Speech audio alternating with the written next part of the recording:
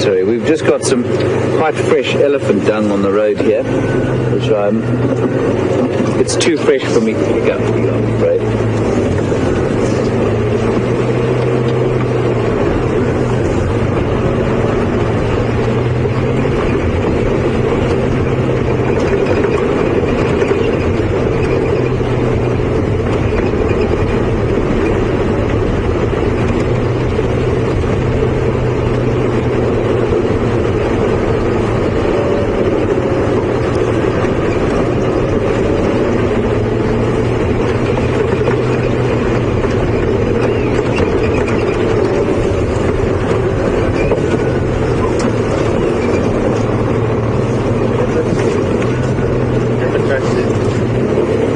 Just spotted some leopard tracks, which is quite exciting. Very exciting. Did you see them there? No way. Right, well let's carry on along this road. Are you alright? Oh yes, very nice. There are some leopard tracks on the road here. They look relatively fresh. Possibly from last night.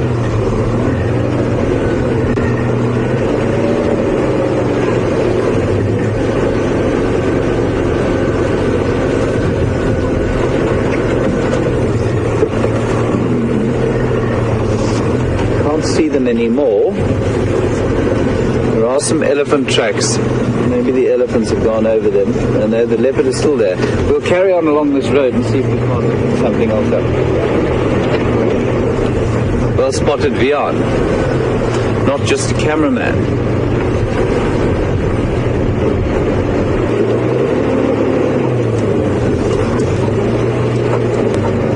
What can you see there? Nothing there. Nothing there. Marking territory, which means large distances. Goes there.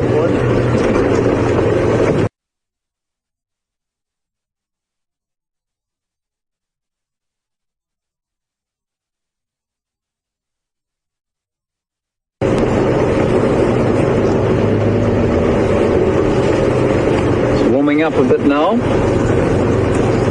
Time for the hat.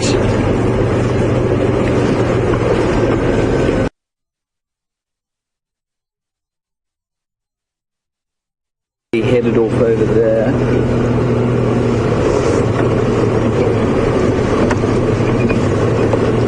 What I'll often do is go off the road, mark a bush, and then come on a bit later.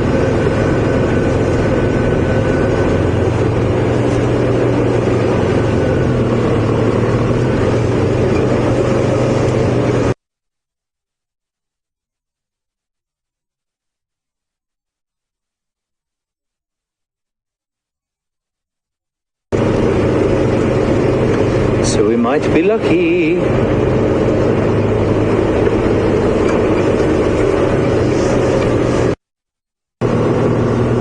And the most famous export of the marula tree, of course, is amarula cream, which apparently is the taste of Africa.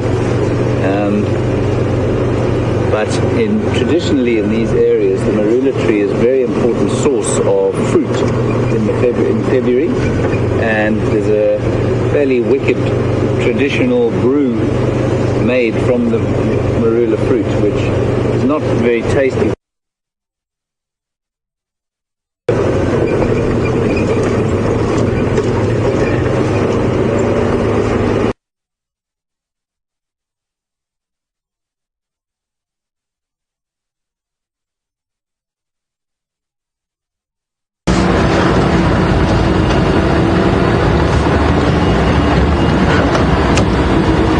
Welcome back.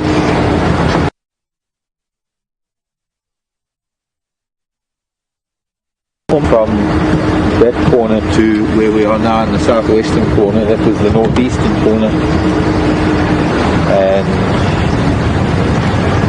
I want to cross over onto Arathusa in a little bit, maybe follow up on some elephants that we've seen earlier this morning.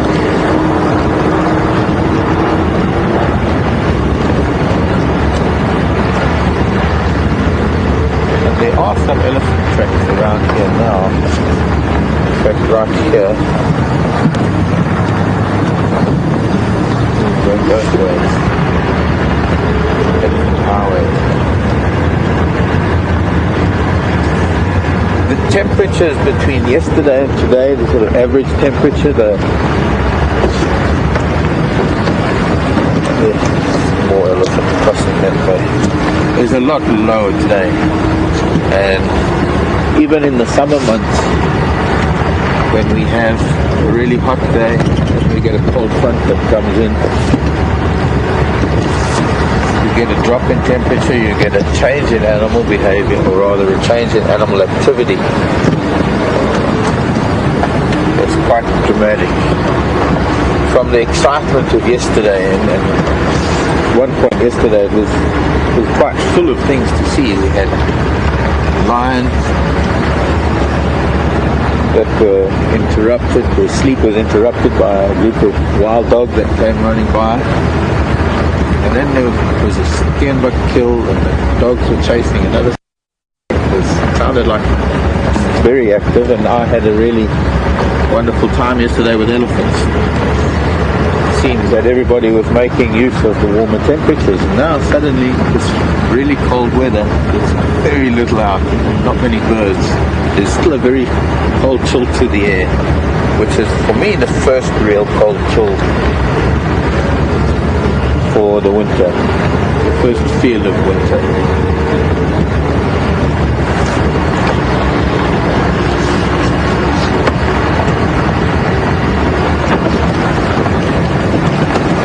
Now, I want to just have a look along Triple M.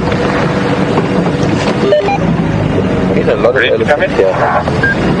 Some of them going that way.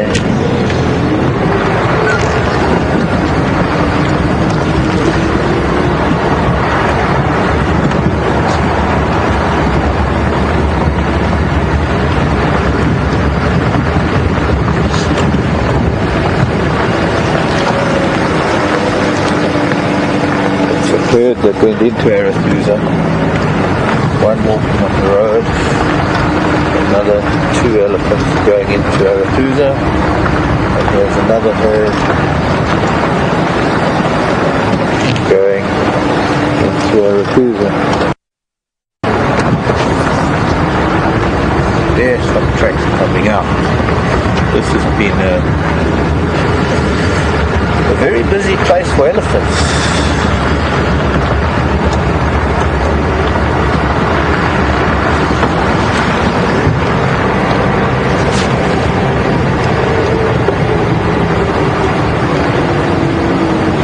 The gardenia doesn't have a flower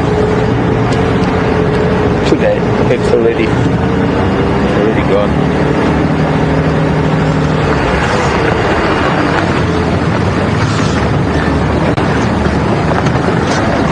Let's go and find some elephants. I think we might. There are so many tracks crossing backwards and forwards, and there's been a bit of traffic on that road.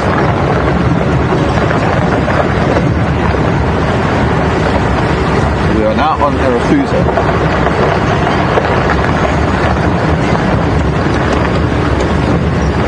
Arathusa Safari Lodge.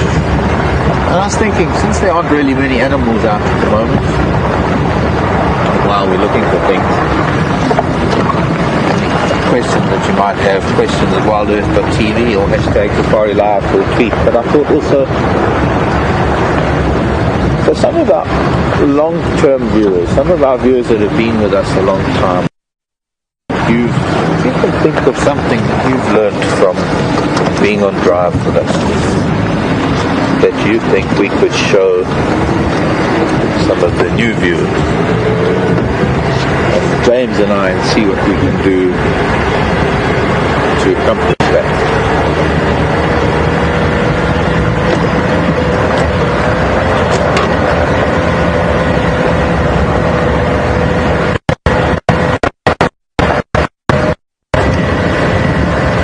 While I'm waiting for maybe an answer from somebody, we're going to go over to James while I'm going to continue on Arathusa, and I'll see you later in the morning.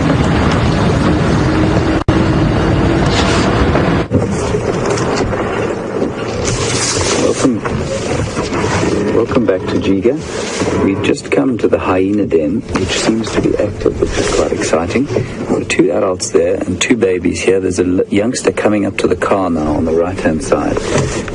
We'll have a look. He's very inquisitive, or she's very inquisitive. Very cute little thing now running past the front.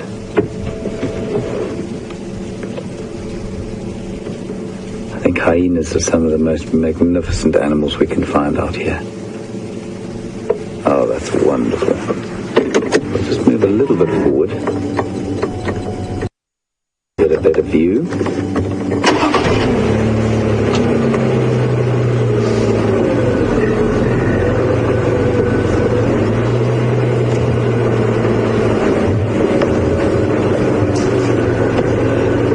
Two youngsters there.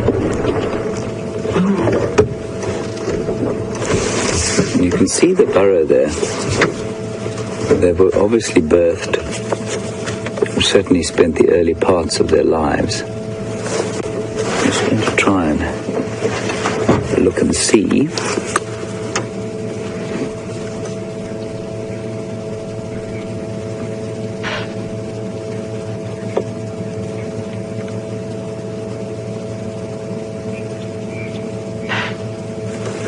Impala alarm calling there, possibly at the adult hyena. Possibly it's something else. That's interesting. Not sure if you can hear the impala going, snorting there.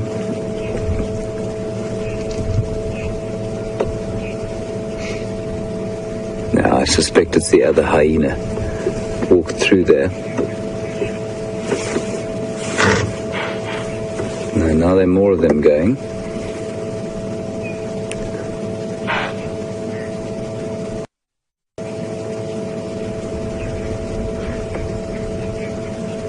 Hyena tend to be so maligned as nasty scavengers, but as I said last night, they hunt in many areas as much as lions do, and are also victims of lions scavenging.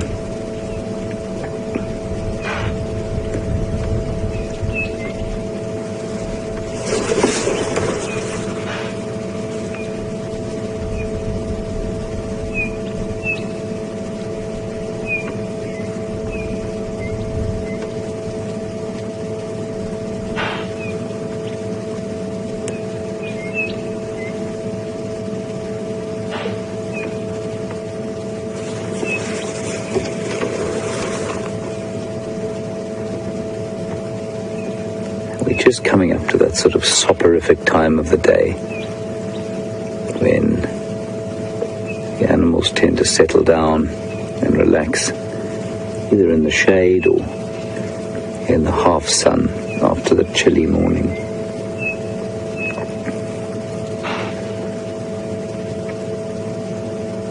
Leon, is there a road through there? Negative. Okay. Go back out. Around there.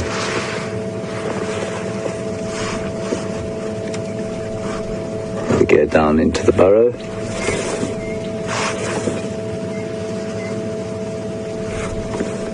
Looks like quite a snug place to be. Right, I think we're going to leave them now and just... I'm pretty sure that those impala are alarm calling at another adult hyena, which we saw walk through in that direction. But just on the off chance it isn't, we're going to head down through that way and see if there isn't something else that's exciting the impala.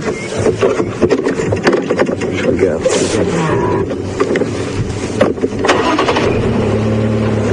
Beautiful sight of those hyenas.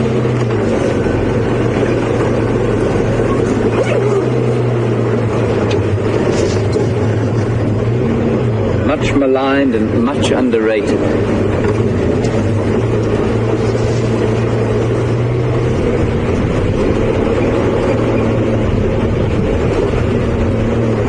See the two adults hyena lying over there, and they'll just lie guard.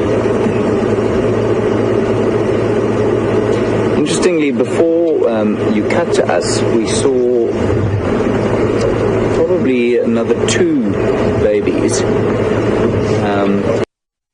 which was quite quite unusual. So they may well come from two different mothers. Normally a hyena will give birth to twins, but possibly triplets. So it's possible that they all come from one mother, but they're definitely all the same age.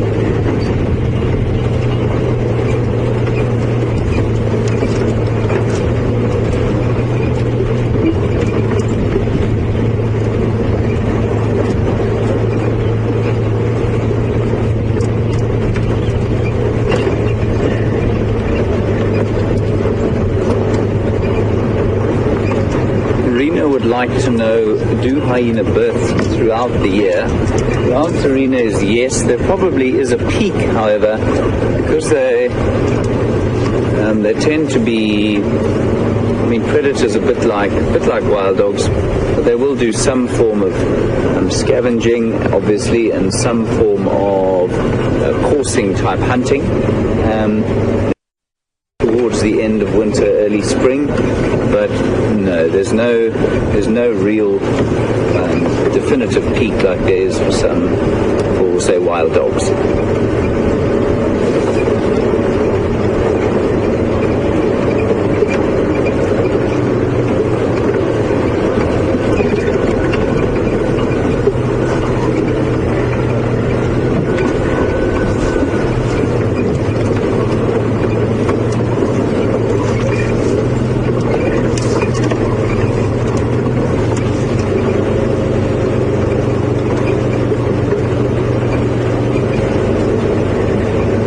In Brooklyn would like to know how I came to find my passion for the bush and how that led me to being a guide. Well, Lev, that's quite an interesting question.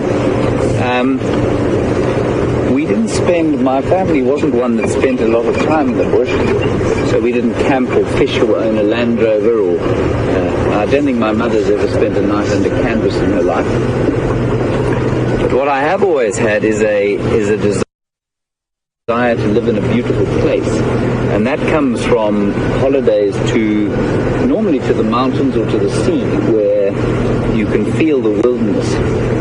And that's eventually what led me to being in the bush, and guiding was an excellent way to live in a magnificent place like this, and also a great way to tell people and share the joy that the wilderness brings to me with them, and hope that it will touch some part of their souls like it touches mine.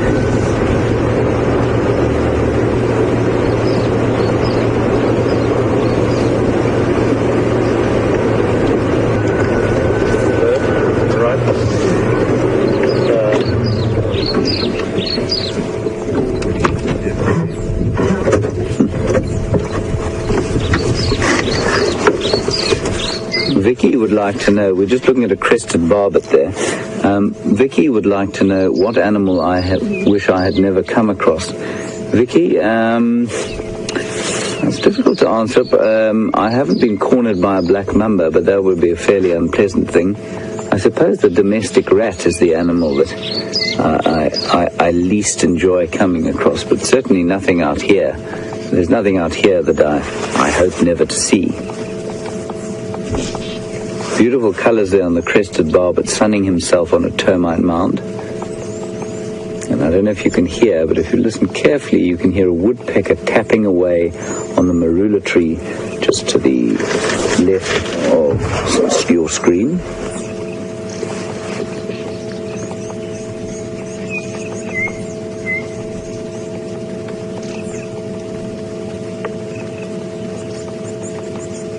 Beautiful colors on the crested barbet. They always look slightly scruffy though, despite the amazing colors. And there's a woodpecker there on that tree. We get 4 species of woodpecker out here. Judging from the the quietness of that one, I would say it's probably a cardinal woodpecker, which is the smallest woodpecker species we get here. I'll show you a little picture of him.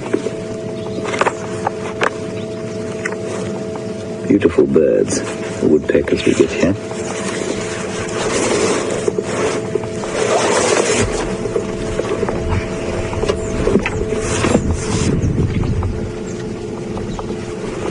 There's the cardinal woodpecker there.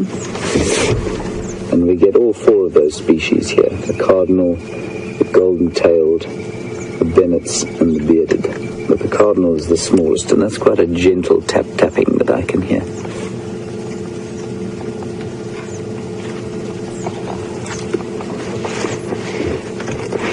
Right, we'll carry on a little bit. You can find those impala that were shouting earlier.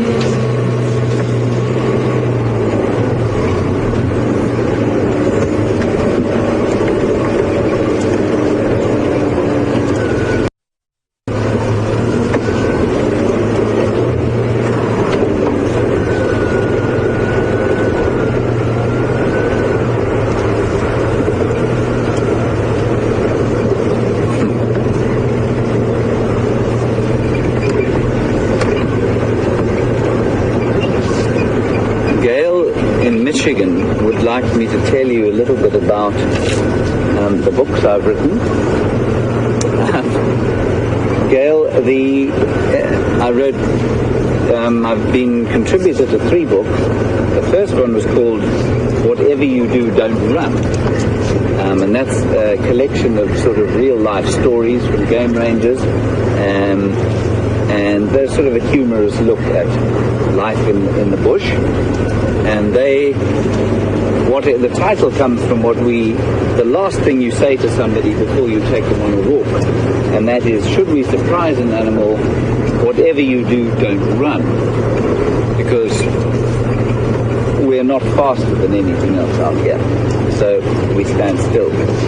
And the second one was one called A Year in the Wild, which is a fiction book about 2 brothers who moved to live in a 5-star South African safari lodge. And it's all about the behind-the-scenes goings-on of these lodges and the beauty of the bush. And that's got more leopard tracks on the road here. That's more,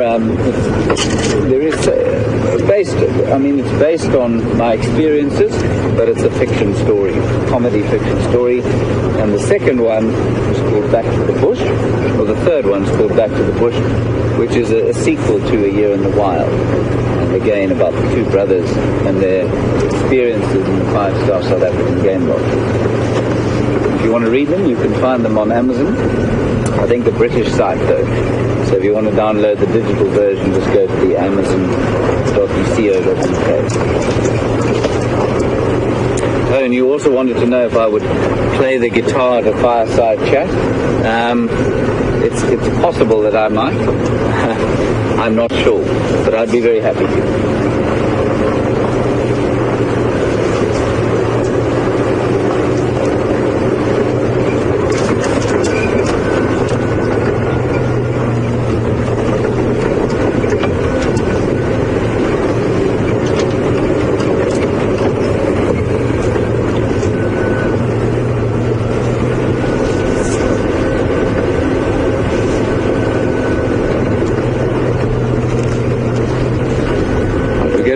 Over to Mark now, who seems to have found a hippo out of the water, which is unusual this time of the day. So we're going to cross quickly over to him.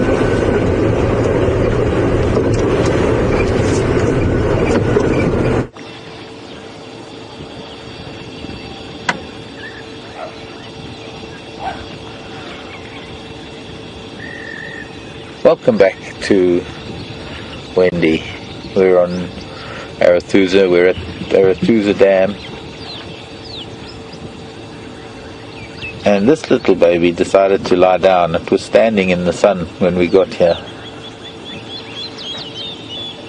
I'll give you 3 guesses what it is.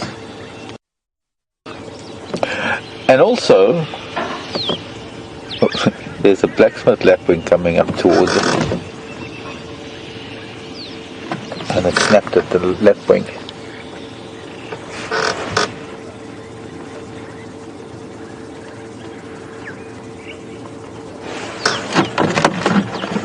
That's the little whitebird. The pied wagtail on that little island. You can just see a tiny little whitebird in the bottom left of your screen. The bigger black and white bird is the blacksmith lapwing. Now, looking back towards the lodge itself, there's an antelope drinking. That is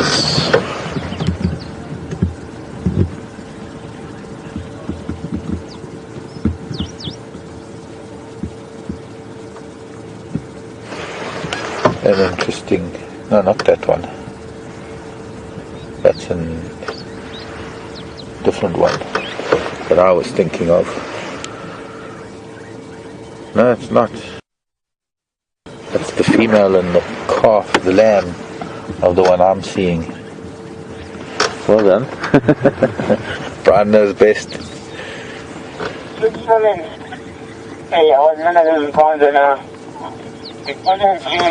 I think it's warmer out of the water for this little child. But I need to turn that off.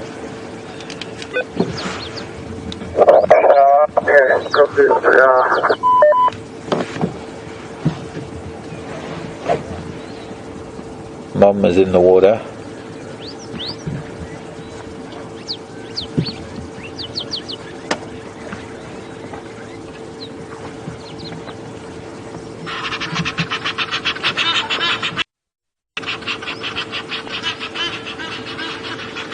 A goose flying in has disturbed the resident pair of geese, and now they're taking off after it.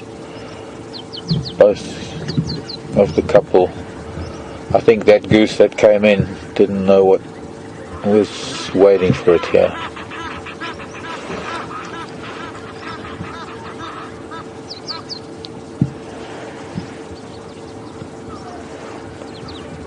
So where are we? We've on this little baby. There was an antelope and her lamb that crossed the dam wall.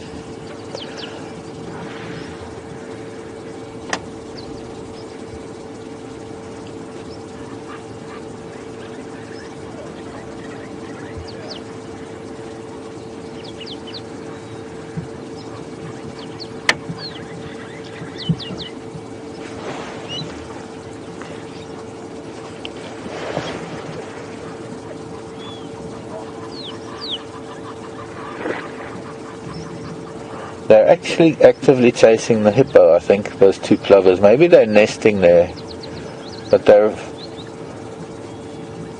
actually pushed this baby hippo back into the water. They've intimidated it.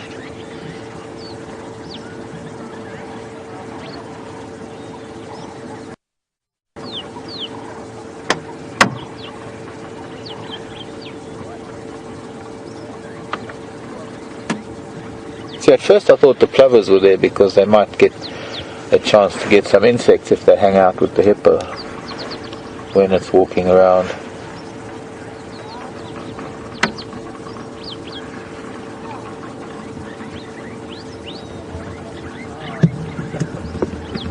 Very interesting. Now, there's the male of the two antelope that crossed the dam wall.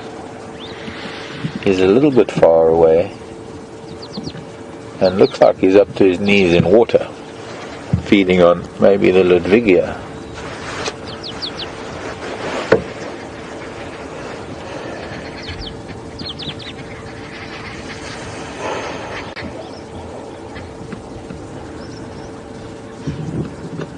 His knees and elbows. Any idea what antelope that is? Now that we've seen all three, male, female and the lamb. Ram, ewe and lamb. I asked a question earlier, some of the older viewers, the longer viewers, I mean it that way, not older as in wiser. No, I'm digging a hole now. You know what I mean, viewers. And we had a couple of answers. One of them was to see me changing a tire. That I hope is, well, let's not tempt fate here. Tires are pretty good at the moment. The other one was to see me walk barefoot. I was thinking more in terms of what have you seen out here that you would like us to show the viewers, the new viewers who are coming in. They're seeing this for the first time and they might be a little discouraged because there are not that many animals out today. There are a few. It's cold. It's so cold you're not going to see me barefoot this morning. My feet are encased this morning. Buffalo weaver nests.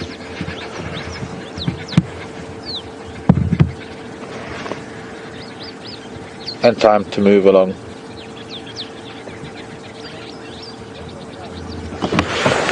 Try and find some sign of these ellies. There have been so many elephants. It's hard to tell who's gone where.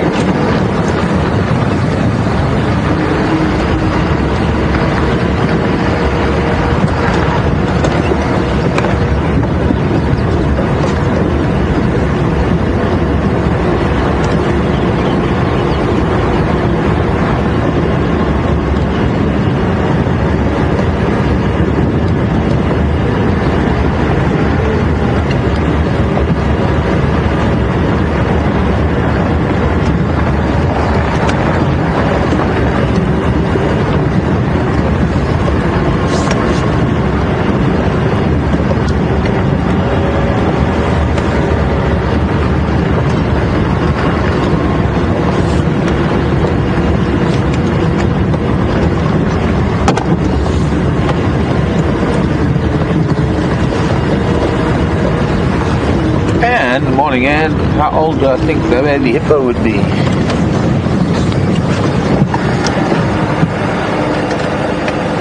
Elephants came from here.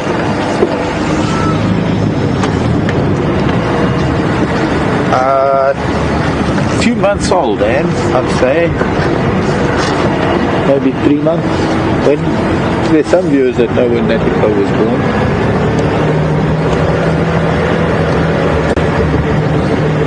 4 months ago, January I think it was, if I'm not mistaken. And it looks like some elephants left that way.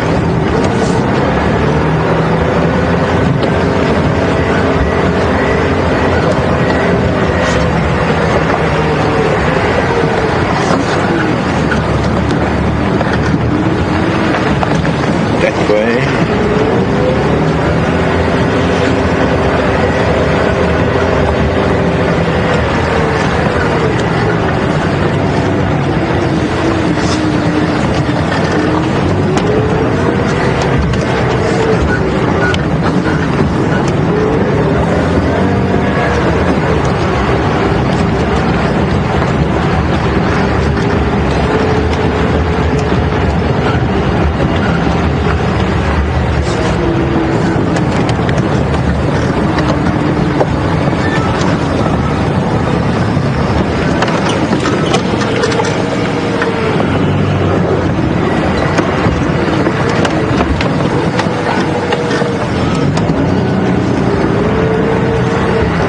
To Sandy in New York. It's a city that never sleeps. Sandy wants to know if the dam ever dries up in winter. I don't think this one would, Sandy. I think there are some of them that would, because they're small enough. Maybe not so much in winter, but towards the end of the dry season, towards, let's call it a dry season, since doesn't get as cold as New York, that's for sure. Some of the smaller ones by the end of September, going into November, when if there hasn't been enough rain, there are some that will eventually dry up. Twin dams have the potential to get very low. Gari Dam has the potential to dry up.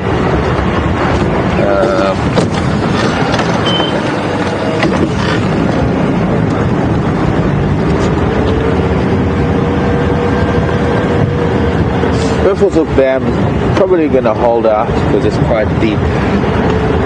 But of course it's never a sure thing when the rains are going to come and what kind of rain they are going to be with current with the current inconsistency with weather, to put it politically correct, dramatic. We don't really know what weather is going to do these days.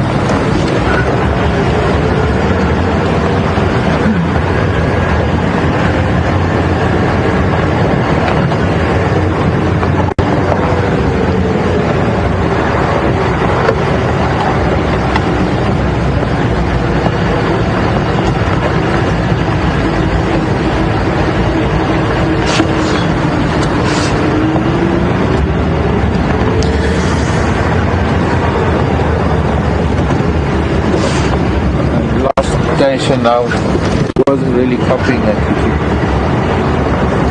Now you're breaking up last station to go again.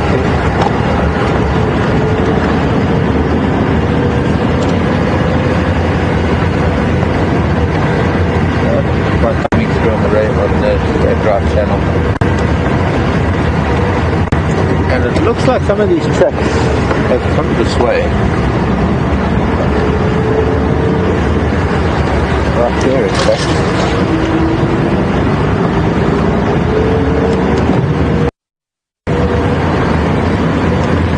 Seem to be zigzagging on and off the road.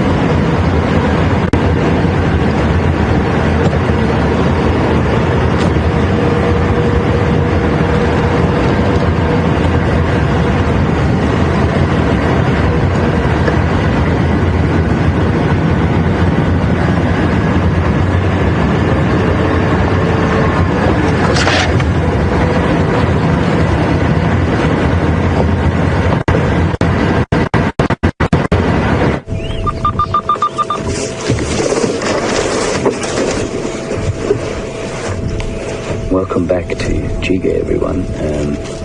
We've managed to find some elephants. I say that like we should take credit for it, but actually they just kind of stumbled across our path.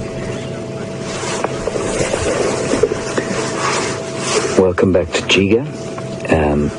We've stumbled across some elephants, nice herd, and rather relieved given the quietness of the morning. It is funny how these things work out, but it's a beautiful herd of elephants just browsing quietly through the woodland here, and we'll stay with them for a while and see what they do.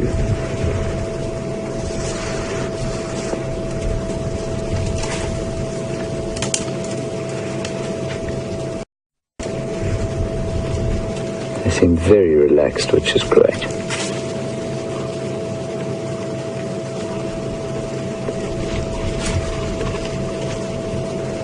always astounded me how quietly an animal this big can move through woodland like this, and how such an enormous creature can disappear.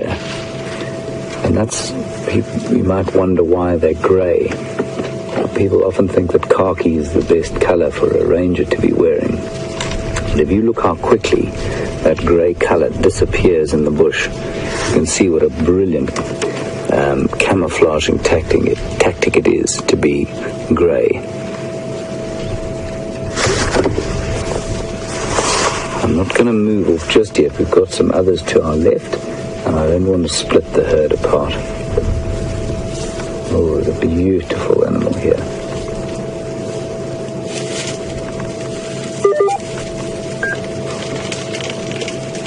Very relaxed.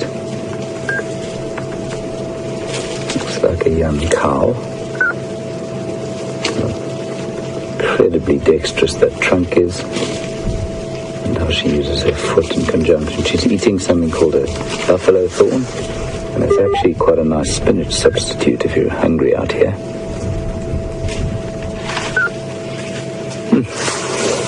Okay, I'm just going to move the car a little bit down the road.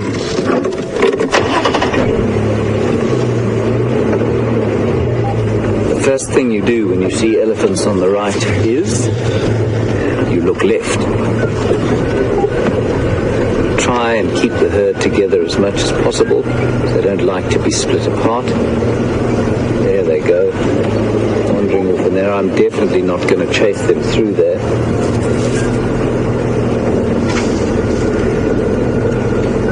See if we can't get a view. There's one coming up on our right-hand side now.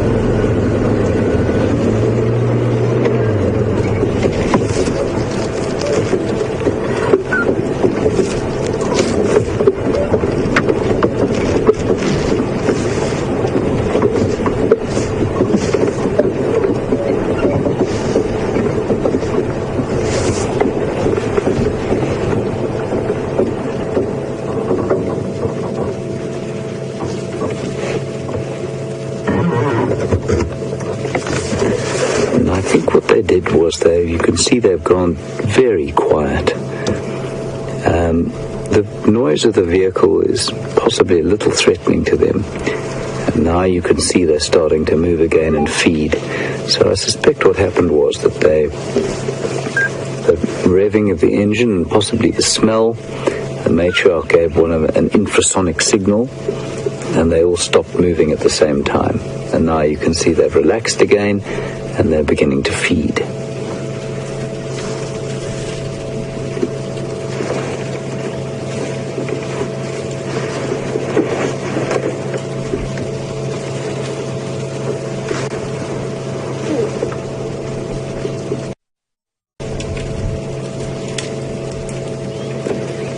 They're quite selective about what they eat, and their buffalo thorn seems to be the order of the day. The cow just coming into your picture now is pulling buffalo thorn. She was just toying with the idea of some red bush willow, but buffalo thorn seems to be the breakfast of choice. And if you were to rub your hands down a buffalo thorn, you'd shred the skin. So the toughness on the inside of an elephant's trunk is quite phenomenal. I'm just going to sneak a little bit further down here. Try not to start the engine. There we go. That's lovely.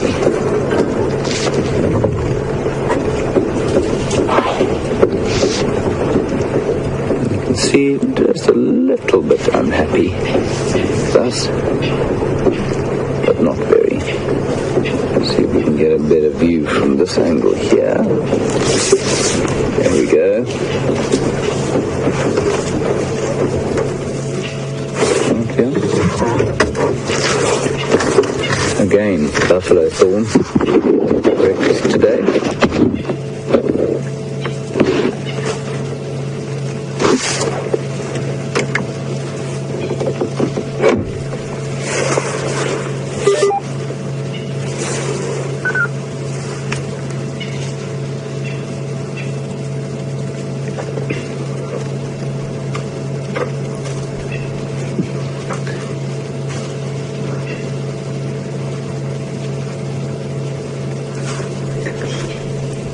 Donna. Donna is in Niagara Falls in Canada, and she wants to know, are elephants my favorite animal, and if not, what is? Donna, I don't have a specific favorite animal. I really just enjoy the wild and the creatures that live in it. I do find elephants amazing, especially how they seem to be able to pick up on mood, and they have a very kind of special connection, I think, with humans if you're able to connect with them on some level. And certainly these elephants are very relaxed, and I really enjoy watching them just behave in a natural way, and it gives me a tremendous sense of calm to watch them feeding quietly like this, completely unthreatened. And I like to think that there's some form of whatever you want, however you want to define it, but they are definitely giving me a sense of peace and calm right now.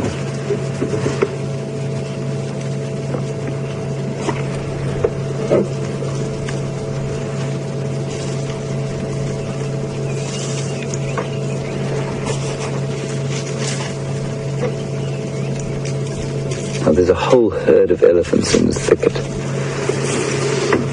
and we can just hear one or two slightly rustlings in the leaves behind us, but otherwise they're completely silent. And buffalo thorn is having a rough time. Oh.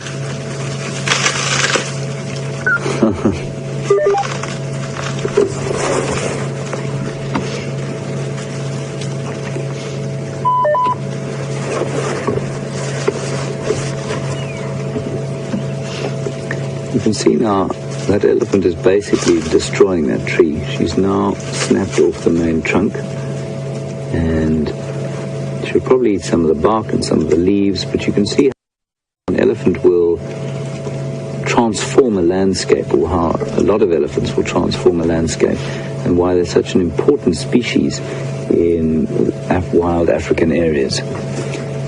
People often ask the question of, how many elephants can the area hold, and there are no definitive answers to that question, but you can see how the absence or presence of elephants will markedly change the vegetation structure of an area.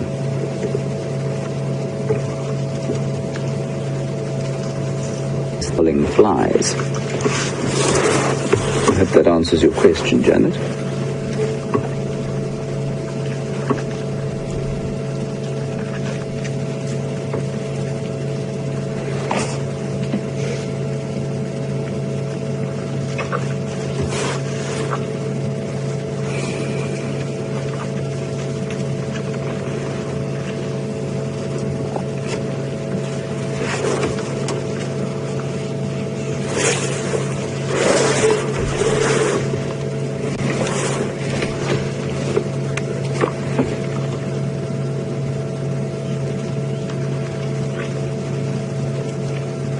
Definitely chewing off the bark now from that poor old buffalo thorn.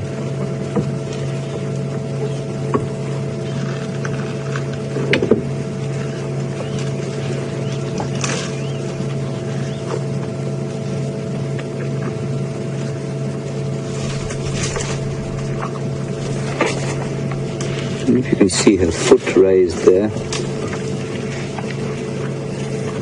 she's put it down again. Again, now she's using it to reach the tastiest morsels at the top of the tree.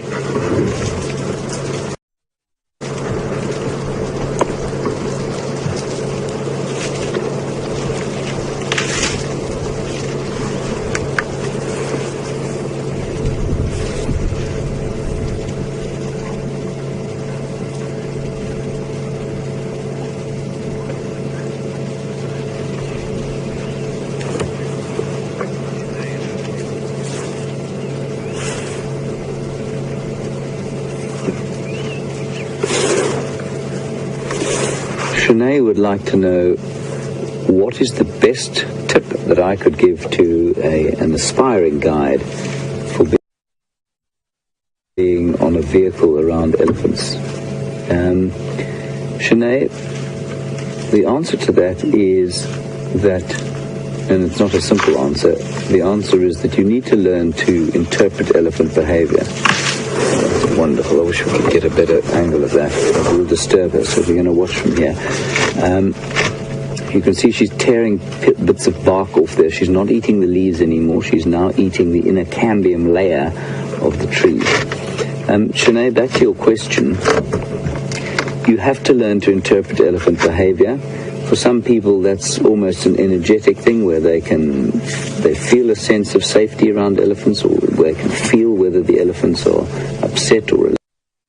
So if you watch this young elephant coming up now, there's no streaming from the temporal gland, which is a gland just behind the eyes.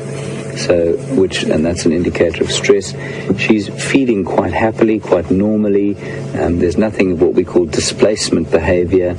And displacement behavior is something that you see in people as well. It's if you can imagine yourself in an awkward or difficult social situation where you start fiddling with your hands or fiddling with the hem of your shirt or something like that. Elephants will do something similar where they rock on one foot or flop their trunks over their tusks, and they demonstrate, and that's sort of a displacement behavior. Now, this elephant, if you look carefully, she's actually watching us. She's just having a look to see what we want. Not in any form of an aggressive way, but she's definitely she's quite enjoying, I think, the interaction that she's having with us.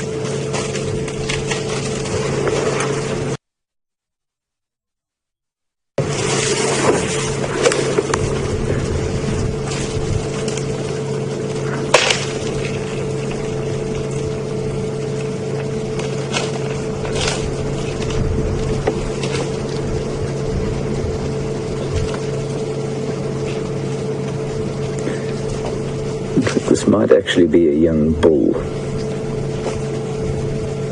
It's quite difficult to tell sometimes.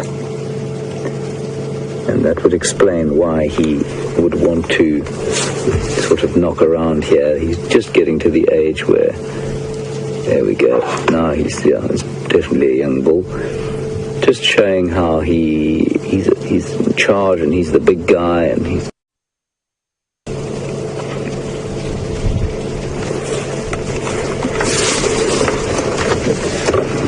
definitely interacting with us. He's not feeding entirely, and I think he's quite enjoying the experience.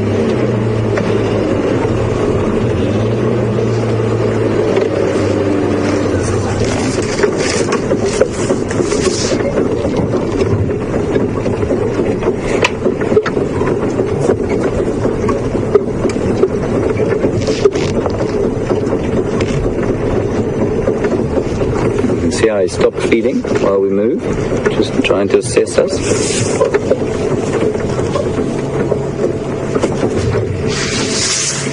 There he is.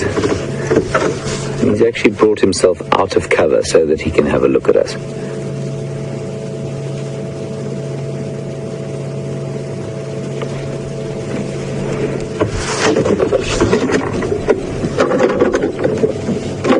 Let's keep following him.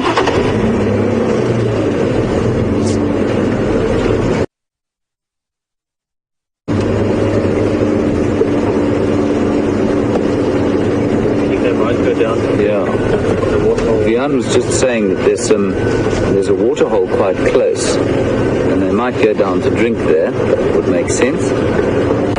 So I think we'll leave him in there and head down to the water and see what we can see there. The rest of the herd may have headed off there while he played with us.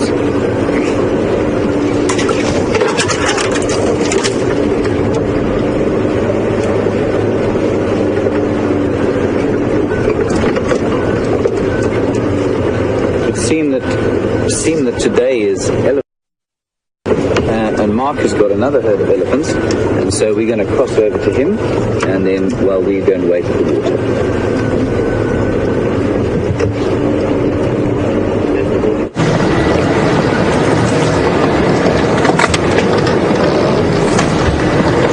Welcome back everyone, and welcome to our Tuesday again.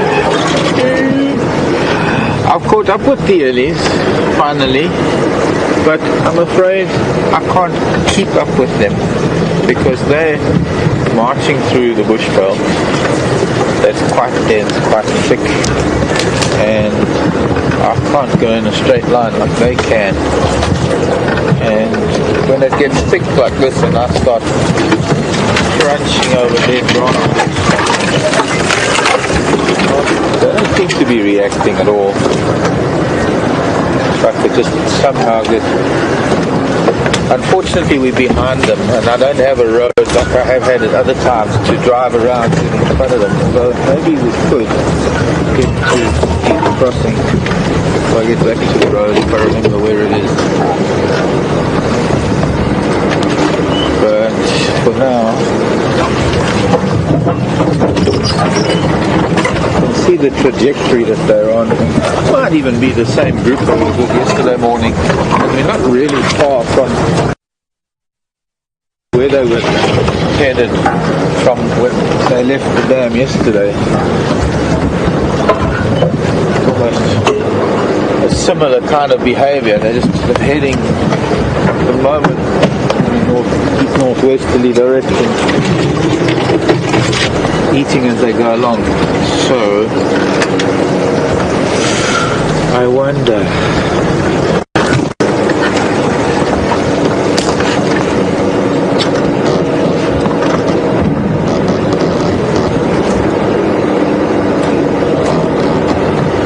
It's going to be a little bit of a stretch, but I'm going to have to send you to James. He's got something for you, and I'm going to try and get around in front of these ellies, and I'll see you in a little while.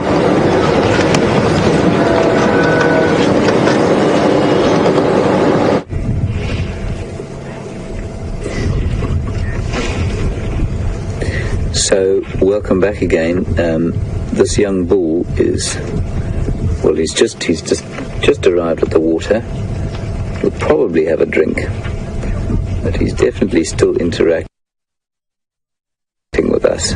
Now that's the classic displacement behavior that you're seeing there.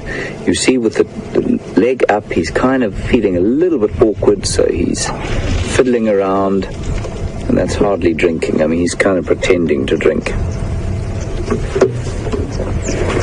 The displacement behavior, sucking the trunk like that, is also something of the displacement behavior they exhibit. He's definitely interacting with us.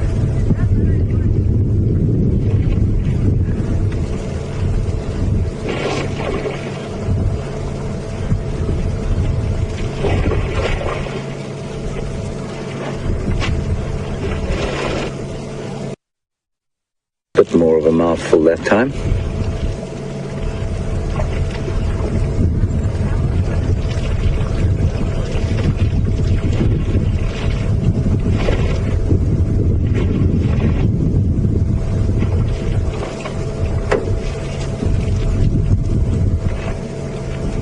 Beautiful shot there into the elephant's mouth. You can see when they lift their heads up like that, you can see that the tusks they're in fact incisors. So where your two front teeth come out your mouth, that's what an elephant's tusks are. Here he goes. He decided that he'd like to be with the rest of the herd.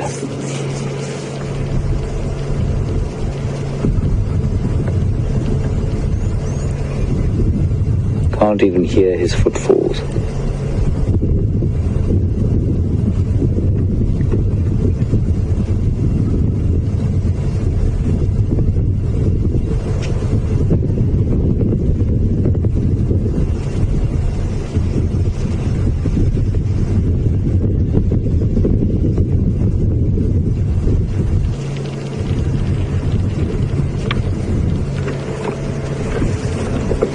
And off he goes. Wasn't that a great sighting? Wonderful to see them. Wonderful to have that level of interaction. We'll carry on a little bit round on the road.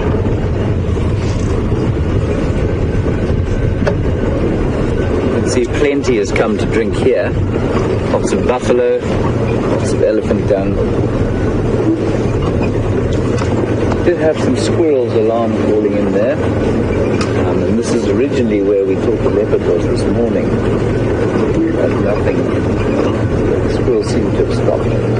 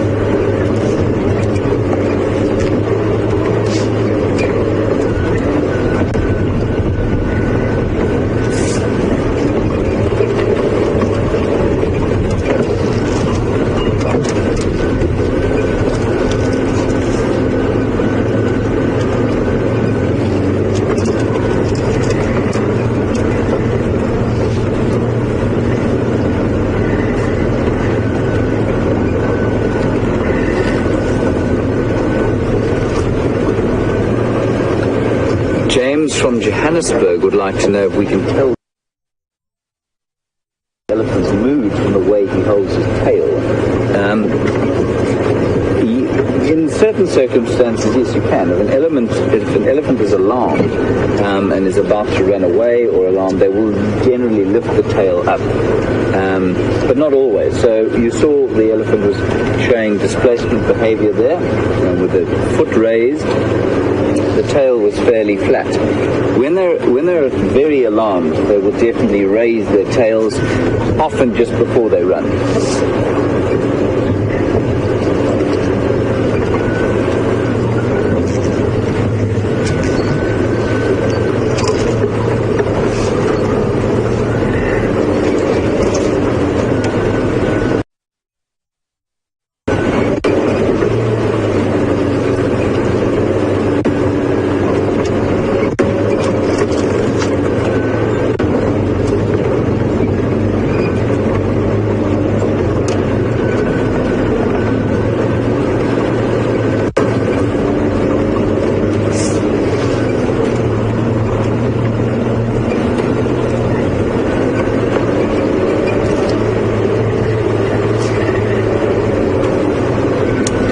Have wandered off down into the shade along the drainage line here, and that's probably where they'll spend quite a lot of the day, just feeding quietly through the shade. Don't like to be too hot.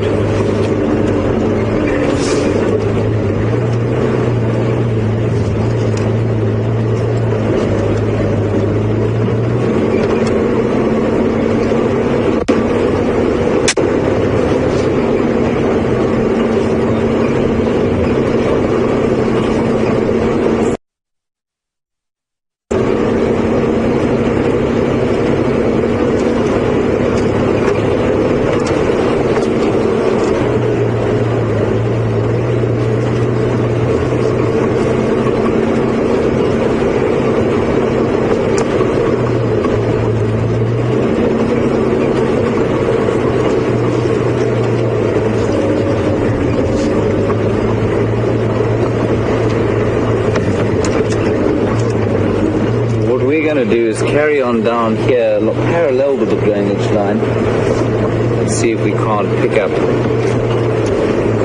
tracks or perhaps another herd of elephants or some other animals heading down to drink somewhere.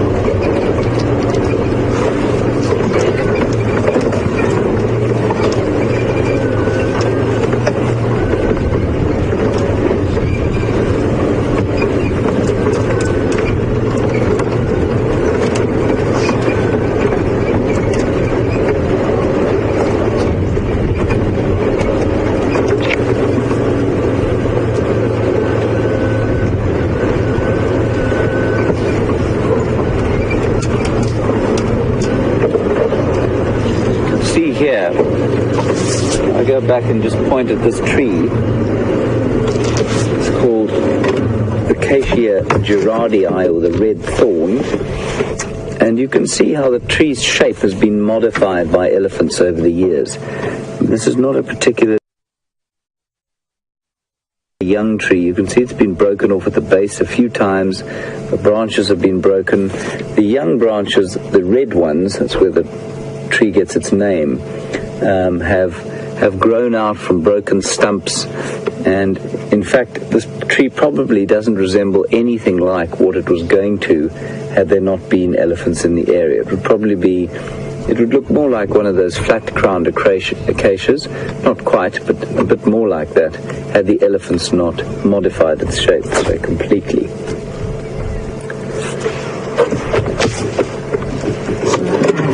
Right, on we go. In our quest for wildlife.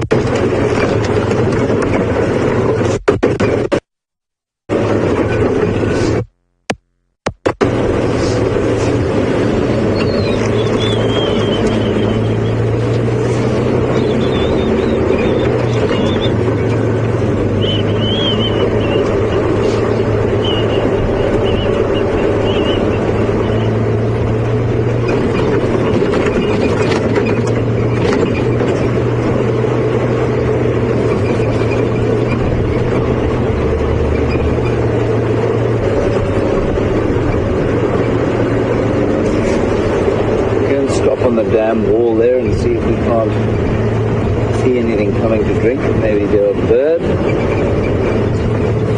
maybe a herd of leopards, 78 lions, or nothing.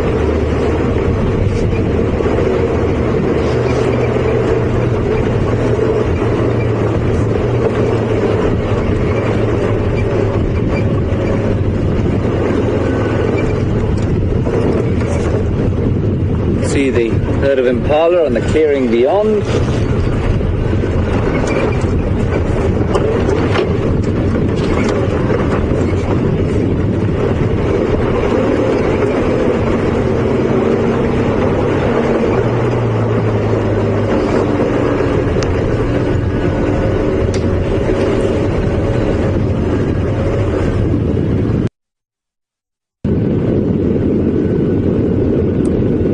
Jan in Illinois would like to know what you should do if you surprise an elephant on foot. Georgianne, it depends very much on how the elephant reacts to you. If you see an elephant and it sees you, then the first thing to do is to stand still and assess whether it's feeling threatened by you or not. If it is, then the next assessment you make is, can you get away without endangering yourself? So would it provoke the elephant if you moved away quickly? Or should you stand your ground and try and make the elephant back away? Most of the time, if you move away quickly without running, so in a calm fashion, the elephant may follow you for a little while, but then will leave you alone.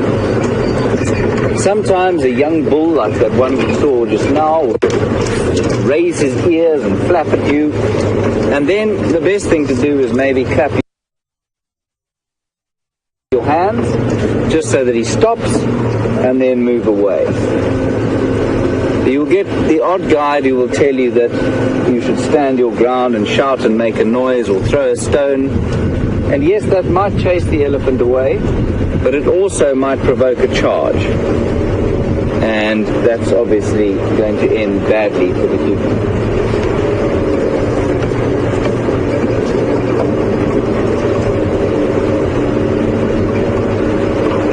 Very beautiful herd of impala here on this clearing. I'm just going to get into a better position to see them. suspect they've been browsing and grazing much of the day, and they'll probably come and have a bit of a drink.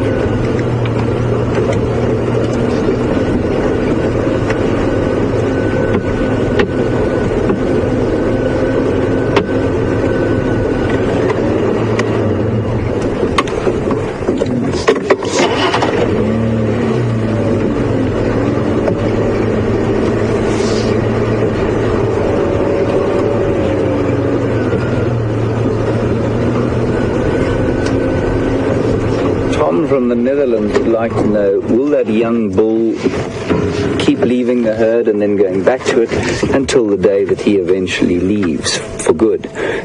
Tom, that's pretty much exactly what will happen. He will start to spend probably less and less time with the herd as he gets older, and then when he's about 15 years old, you'll probably find that as he reaches sexual maturity, the matriarch he'll start to get rambunctious like a human being would, like an adolescent boy, and the matriarch won't tolerate that, and she'll out completely, and then he'll go and live on his own, or probably in a small group of similar aged males, and then when he's probably 25 to 30 years old, he's reached his sort of mature mass, and he'll live largely on his own and then just follow herds for mating opportunities. A wonderful herd of impala. You've just seen that ram herding his females into place. Now what's interesting here is that we've just had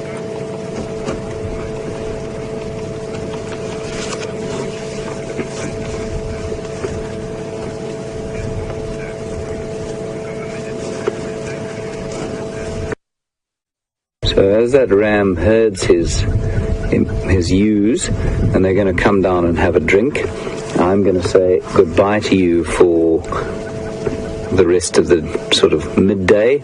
We'll hand over to Mark just now. Thanks for being with us. Thanks for all the great questions. We had quite a quiet drive, but some very interesting discussions, so thanks very much for that. And we'll cross over to Mark now, as this beautiful herd of impala moves down to the water to drink.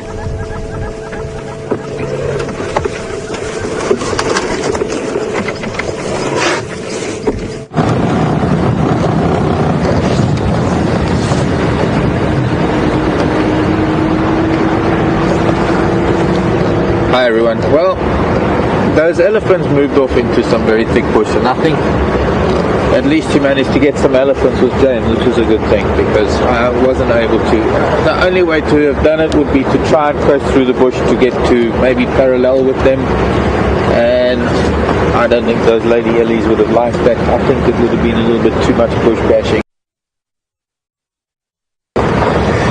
And it's getting later in the morning. It's time for us to start heading back to Djuma. I want to remind you that this evening, being Sunday evening, we're going to have a fireside chat. Fireside chat at the moment is going to be at 5:30 Central African time, so it's the last half hour of our game drive, as opposed to the usual fireside chat between 6 and 7. Currently, we're using the last half hour of game drive to have a somewhat shortened fireside chat, but just so that we can bring you a fireside chat. Because those of us that are staying up at Manyaleti, we have to get back to Manyaleti. There's a curfew, they lock the gates, and we need to get in for that.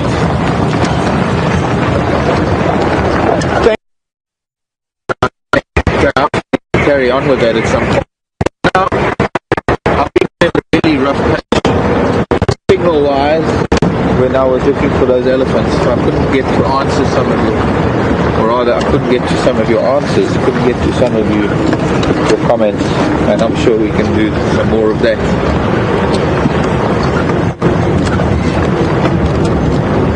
This afternoon it will be Brent and James on drive. I'm going to be preparing for fireside chat, because it's going to be a fireside chat with me, and I think Mr. Fox might join me for a bit towards the end. But I'll be preparing for that this afternoon, as well as having a bit of a break while Brent and James will be out on the drive.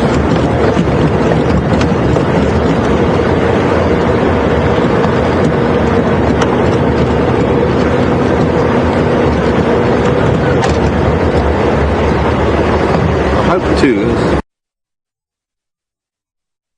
going to be warming up a little bit. I hope too that these animals start coming out of the woodwork. It's been a slow morning. As far as game movement is concerned, there hasn't really been that much. I did see a kudu. I did go past, since I was looking for those elephants in the same area, I went past the spot where I found an impala that had died. And, well, it just gets to be a bigger question, really. There was a batelier there and there was a vulture there in the tree. And nothing left of the impala except, well, there was nothing there. The entire stomach had been removed. And the impala was gone. Carcass, maybe it had been opened by the vultures and hyena picked it up. Although that's a little bit unusual for hyena to leave something like that. That's more typical of a leopard that's likely to leave something. In fact, the leopard is likely to open up a carcass and remove the stomach. Usually bury it or cover it in grasses, and that's to take the carcass away to take it up a tree. So sometimes we don't get answers. Sometimes when we go back to things, we just get more questions. And I hope you're going to send some more questions this afternoon to Brent and to James. Thank you, Thumb. Thank you, Brian. Thank you, Final Control. That's Tara and Will. My name is Mark, and I'll see you later this afternoon. Love you lot. Goodbye, everybody.